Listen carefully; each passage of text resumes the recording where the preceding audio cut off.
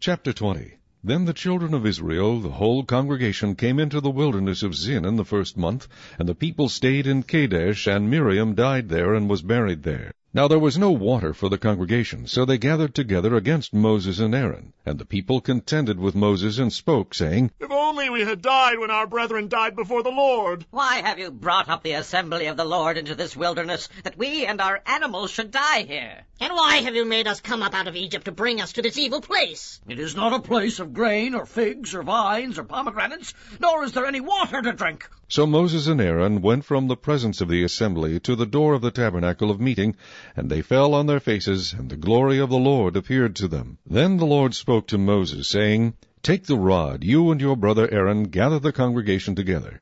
Speak to the rock before their eyes, and it will yield its water. Thus you shall bring water for them out of the rock, and give drink to the congregation and their animals. So Moses took the rod from before the Lord as he commanded him. And Moses and Aaron gathered the assembly together before the rock, and he said to them, Hear now, you rebels! Must we bring water for you out of this rock? Then Moses lifted his hand and struck the rock twice with his rod, and water came out abundantly, and the congregation and their animals drank.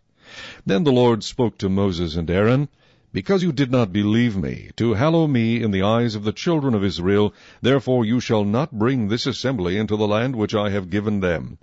This was the water of Meribah, because the children of Israel contended with the Lord, and he was hallowed among them. Now Moses sent messengers from Kadesh to the king of Edom. Thus says your brother Israel, You know all the hardship that has befallen us, how our fathers went down to Egypt, and we dwelt in Egypt a long time, and the Egyptians afflicted us and our fathers. When we cried out to the Lord, he heard our voice and sent the angel and brought us up out of Egypt. Now here we are in Kadesh, a city on the edge of your border. Please let us pass through your country. We will not pass through fields or vineyards, nor will we drink water from the wells. We will go along the king's highway. We will not turn aside to the right hand or to the left until we have passed through your territory. Then Edom said to him, You shall not pass through my land, lest I come out against you with the sword. So the children of Israel said to him, We will go by the highway, and if I or my livestock drink any of your water, then I will pay for it. Let me only pass through on foot, nothing more. Then he said, You shall not pass through. So Edom came out against them with many men and with a strong hand. Thus Edom refused to give Israel passage through his territory. So Israel turned away from him. Now the children of Israel, the whole congregation, journeyed from Kadesh and came to Mount Hor.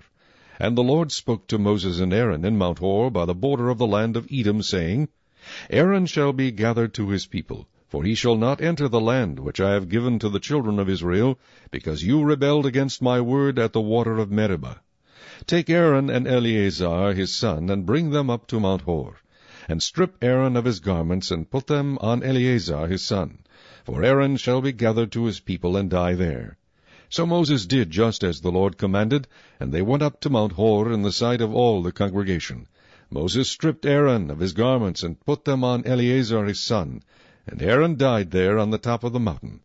Then Moses and Eleazar came down from the mountain. Now when all the congregation saw that Aaron was dead, all the house of Israel mourned for Aaron 30 days. Chapter 21. The king of Arad, the Canaanite, who dwelt in the south, heard that Israel was coming on the road to Atharim. Then he fought against Israel, and took some of them prisoners. So Israel made a vow to the Lord, and said, If you will indeed deliver this people into my hand, then I will utterly destroy their cities. And the Lord listened to the voice of Israel, and delivered up the Canaanites, and they utterly destroyed them and their cities. So the name of that place was called Hormah. Then they journeyed from Mount Hor by the way of the Red Sea to go around the land of Edom, and the soul of the people became very discouraged on the way. And the people spoke against God and against Moses. Why have you brought us up out of Egypt to die in the wilderness? For there is no food and no water, and our soul loathes this worthless bread. So the Lord sent fiery serpents among the people, and they bit the people, and many of the people of Israel died.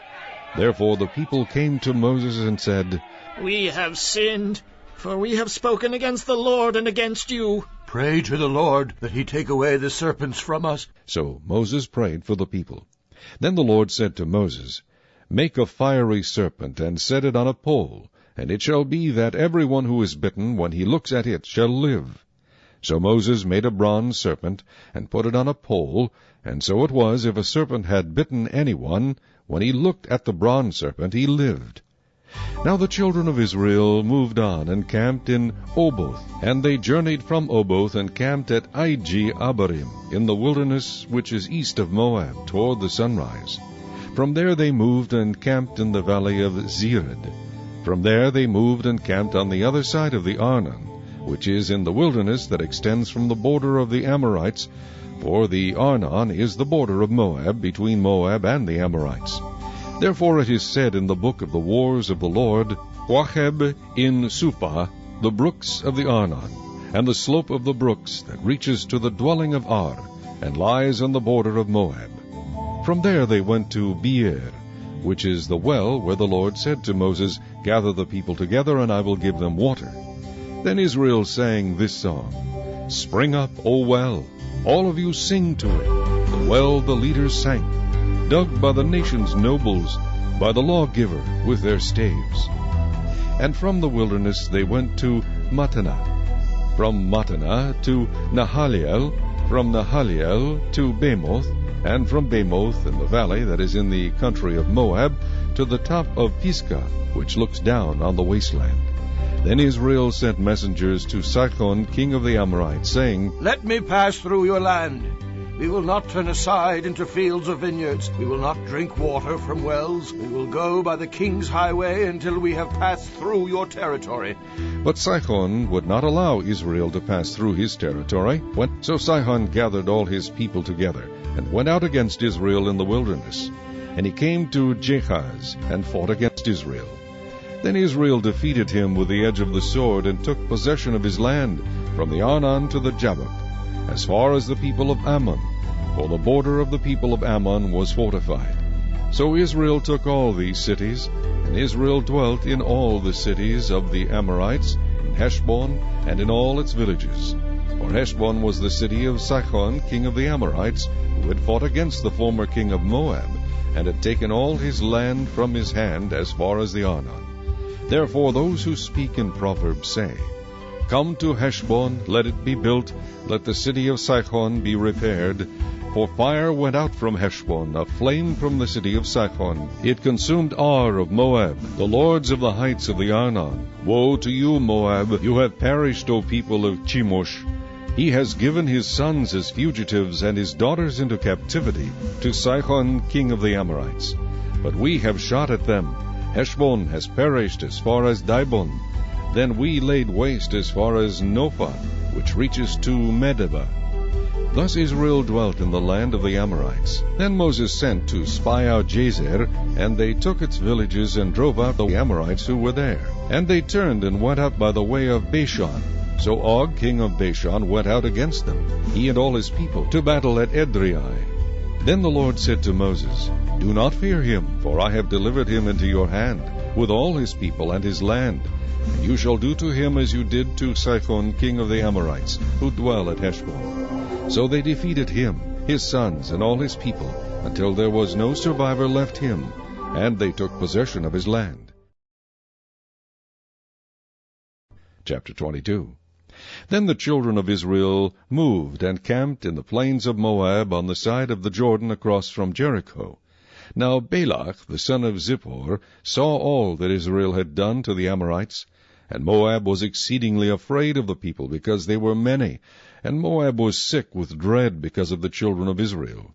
So Moab said to the elders of Midian, Now this company will lick up everything around us, as an ox licks up the grass of the field. And Balak the son of Zippor was king of the Moabites at that time. Then he sent messengers to Balaam the son of Beor at Pethor, which is near the river in the land of the sons of his people, to call him, saying, Look, a people has come from Egypt. See, they cover the face of the earth and are settling next to me. Therefore, please come at once. Curse this people for me, for they are too mighty for me. Perhaps I shall be able to defeat them and drive them out of the land, for I know that he whom you bless is blessed, and he whom you curse is cursed. So the elders of Moab and the elders of Midian departed with the diviner's fee in their hand. And they came to Balaam, and spoke to him the words of Balak. And he said to them, Lodge here tonight, and I will bring back word to you, as the Lord speaks to me. So the princes of Moab stayed with Balaam. Then God came to Balaam and said, Who are these men with you? So Balaam said to God, Balak, the son of Zippor, king of Moab, has sent to me, saying, Look, a people has come out of Egypt, and they cover the face of the earth. Come now, curse them for me. Perhaps I shall be able to overpower them and drive them out. And God said to Balaam, You shall not go with them, you shall not curse the people, for they are blessed. So Balaam rose in the morning and said to the princes of Balak, Go back to your land, for the Lord has refused to give me permission to go with you. And the princes of Moab rose and went to Balak and said, Balaam refuses to come with us. Then Balak again sent princes, more numerous and more honorable than they. And they came to Balaam and said to him, Thus says Balak the son of Zippor, Please let nothing hinder you from coming to me, for I will certainly honor you greatly, and I will do whatever you say to me. Therefore please come, curse this people for me. Then Balaam answered and said to the servants of Balak, Though Balak were to give me his house full of silver and gold, I could not go beyond the word of the Lord my God, to do less or more. Now, therefore, please, you also stay here tonight, that I may know what more the Lord will say to me. And God came to Balaam at night and said to him, If the men come to call you, rise and go with them, but only the word which I speak to you, that you shall do. So Balaam rose in the morning, saddled his donkey, and went with the princes of Moab. Then God's anger was aroused because he went, and the angel of the Lord took his stand in the way as an adversary against him. And he was riding on his donkey, and his 2 servants were with him. Now the donkey saw the angel of the Lord standing in the way with his drawn sword in his hand. And the donkey turned aside out of the way and went into the field. So Balaam struck the donkey to turn her back onto the road. Then the angel of the Lord stood in a narrow path between the vineyards, with a wall on this side and a wall on that side. And when the donkey saw the angel of the Lord, she pushed herself against the wall, and crushed Balaam's foot against the wall. So he struck her again. Then the angel of the Lord went further, and stood in a narrow place where there was no way to turn either to the right or to the left. And when the donkey saw the angel of the Lord, she lay down under Balaam. So Balaam's anger was aroused, and he struck the donkey with his staff. Then the Lord opened the mouth of the donkey, and she said to Balaam, What have I done to you, that you have struck me these 3 times? And Balaam said to the donkey, Because you have abused me. I wish there were a sword in my hand, for now I would kill you. So the donkey said to Balaam, Am I not your donkey on which you have ridden ever since I became yours to this day? Was I ever disposed to do this to you? And he said, No. Then the Lord opened Balaam's eyes, and he saw the angel of the Lord standing in the way with his drawn sword in his hand. And he bowed his head and fell flat on his face. And the angel of the Lord said to him, Why have you struck your donkey these 3 times? Behold, I have come out to stand against you, because your way is perverse before me. The donkey saw me, and turned aside from me these 3 times. If she had not turned aside from me, surely I would also have killed you by now, and let her live. And Balaam said to the angel of the Lord, I have sinned, for I did not know you stood in the way against me. Now, therefore, if it displeases you, I will turn back. Then the angel of the Lord said to Balaam, Go with the men, but only the word that I speak to you, that you shall speak. So Balaam went with the princes of Balak. Now when Balak heard that Balaam was coming, he went out to meet him at the city of Moab, which is on the border of the Arnon, the boundary of the territory. Then Balak said to Balaam, Did I not earnestly send to you, calling for you? Why did you not come to me? Am I not able to honor you? And Balaam said to Balak, Look, I have come to you. Now, have I any power at all to say anything? The word that God puts in my mouth, that I must speak. So Balaam went with Balak, and they came to Kirjath-Huzoth. Then Balak offered oxen and sheep, and he sent some to Balaam and to the princes who were with him. So it was, the next day, that Balak took Balaam, and brought him up to the high places of Baal, that from there he might observe the extent of the people. Psalm 40. To the chief musician, a psalm of David. I waited patiently for the Lord, and he inclined to me, and heard my cry. He also brought me up out of a horrible pit, out of the miry clay, and set my feet upon a rock, and established my steps. He has put a new song in my mouth, praise to our God. Many will see it and fear, and will trust in the Lord. Blessed is the man who makes the Lord his trust, and does not respect the proud, nor such as turn aside to lies. Many, O Lord my God, are your wonderful works which you have done, and your thoughts toward us cannot be recounted to you in order. If I would declare and speak of them, they are more than can be numbered. Sacrifice and offering you did not desire. My ears you have opened. Burnt offering and sin offering you did not require. Then I said, Behold, I come. In the scroll of the book it is written of me, I delight to do your will, O my God, and your law is within my heart. I have proclaimed the good news of righteousness in the great assembly. Indeed, I do not restrain my lips, O Lord, you yourself know. I have not hidden your righteousness within my heart. I have declared your faithfulness and your salvation. I have not concealed your loving kindness and your truth from the great assembly. Do not withhold your tender mercies from me, O Lord. Let your loving kindness and your truth continually preserve me. For innumerable evils have surrounded me. My iniquities have overtaken me, so that I am not able to look up. They are more than the hairs of my head, therefore my heart fails me. Be pleased, O Lord, to deliver me. O Lord, make haste to help me. Let them be ashamed and brought to mutual confusion who seek to destroy my life. Let them be driven backward and brought to dishonor who wish me evil. Let them be confounded because of their shame who say to me, Aha, aha. Let all those who seek you rejoice and be glad in you. Let such as love your salvation say continually, The Lord be magnified. But I am poor and needy, yet the Lord thinks upon me. You are my help and my deliverer. Do not delay, O my God. Chapter 16.